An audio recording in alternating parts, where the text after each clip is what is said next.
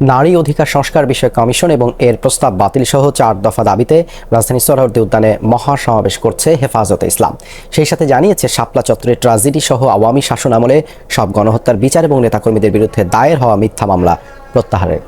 ফজরের নামাজের পর থেকেই বিভিন্ন এলাকা থেকে আসতে থাকেন সংগঠনটির নেতাকর্মীরা। দেশের বিভিন্ন প্রান্ত থেকে নানা যানবাহনে করেও ঢাকায় আসেন তারা। সকাল ৭টার আগেই মূল সমাবেশস্থলে প্রবেশ করে হাজার হাজার মানুষ। সমাবেশে যোগ দেয়া নেতাকর্মীরা বলেন, কোরআন ও সুন্নাহ বিরোধী কোনো আইন মেনে নেবে না তারা। সেই সাথে শেখ হাসিনাকে দেশে ফিরিয়ে এনে শাপলা চত্বর গণহত্যা সহ বিগত সরকারের আমলে হওয়া সব হত্যাকাণ্ডের বিচারও দাবি করেন হেফাজতের নেতাকর্মীরা। আমাদের মাঠ আলহামদুলিল্লাহ কানায় কানায় ভরে গেছে। ইনশাল্লাহ আমরা আশাবাদী মাঠ তো ভরবেই, পুরো ঢাকা শহর একটা গণজাগরণ সৃষ্টি হবে ইনশাল্লাহ। নারী সংস্কার কমিশনে যে সুপারিশ করা হয়েছে তারা এই কমিশন বিতর্কিত, কারণ এখানে যে সমস্ত সুপারিশ করা হয়েছে সেগুলো ইসলাম বিরোধী এবং কোরআনের সাথে সাংঘর্ষিক।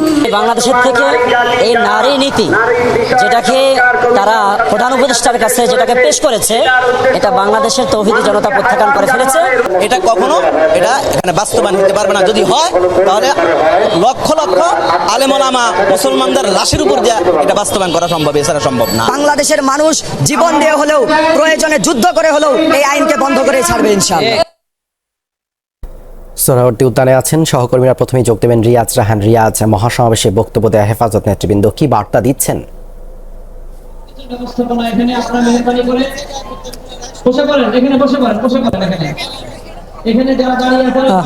আসলে এখানে নেটওয়ার্কের সম্ভবত সমস্যা চলছে, আমি আপনার প্রশ্ন শুনতে পাইনি। তবে সমাবেশ শুরু হয়েছে আনুষ্ঠানিকভাবে সকাল ৯টা থেকে সমাবেশ শুরু হয়েছে কোরআন তেলাওয়াতের মধ্য দিয়ে। এবং আজকের মহাসমাবেশ প্রধান অতিথি বা সভাপতি যিনি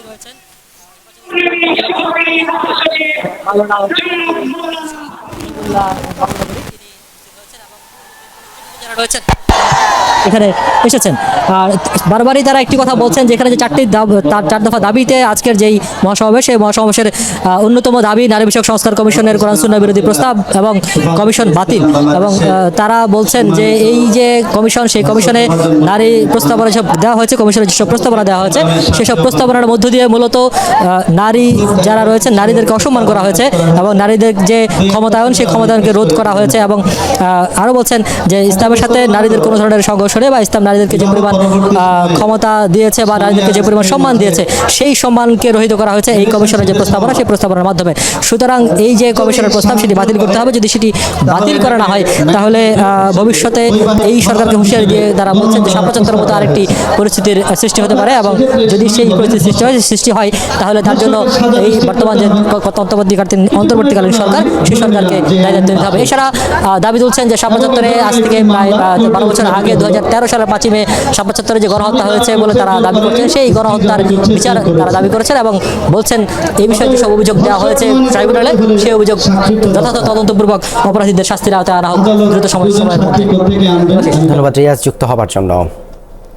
আমাদের আরেকজন সহকর্মী রেদওয়ান আহমেদ রয়েছেন সমাবেশস্থলে, যাচ্ছি তার কাছে এবারে। রেদওয়ান, নেতাকর্মীদের তো ব্যাপক সমাগম হয়েছে, কি বলছেন তারা?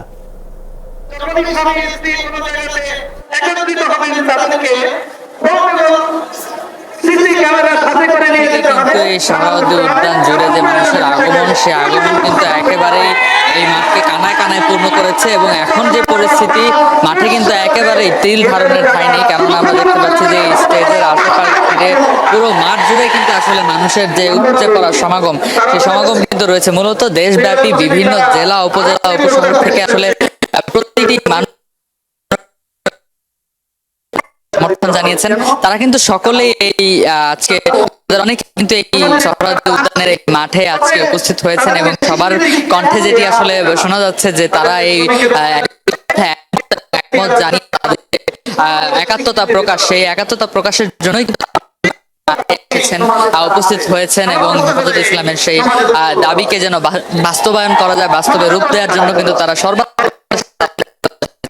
এবং আমরা বেশ কিছুক্ষণ এখানে অপেক্ষা করে যেটি দেখতে পাচ্ছি যে কিছুক্ষণ পরপরই কিন্তু বিভিন্ন জেলা উপজেলার যেসব মুরব্বীরা আছেন তারা কিন্তু একে একে এই আগতদের উদ্দেশ্যে ভাষণ দিচ্ছেন এবং তাদের সুস্পষ্ট যে দাবি, সেই দাবিগুলো তারা সুস্পষ্ট করছেন। সেই সাথে আমরা যদি একটু দেখাতে চাই যে পুরো মাঠ একেবারে কিন্তু যে হেফাজতে ইসলামের যে কর্মী সমর্থক রয়েছেন তাদের সমাগমে কিন্তু পুরো মাঠ একরকম কানায় কানায় পূর্ণ।